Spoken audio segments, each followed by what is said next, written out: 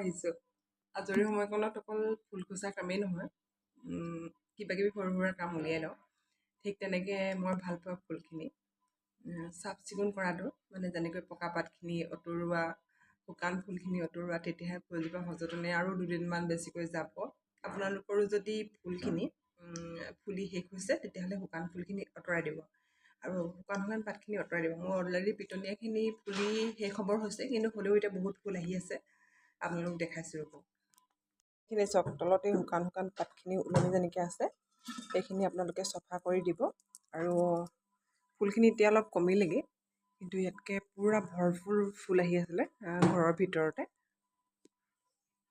আৰু মোৰ কিটচেনৰ পৰা চবতকৈ দেখিবলৈ ধুনীয়া জেগা এইডোখৰে চাওক, কিটচেনৰ পৰা একেবাৰে ভাল লগা জেগাডোখৰ হৈছে এডোখৰ। আপুনি খানা বনাই থাকোঁতেও ধুনীয়াকৈ ফুলখিনি দেখি থাকিবলৈ পায়।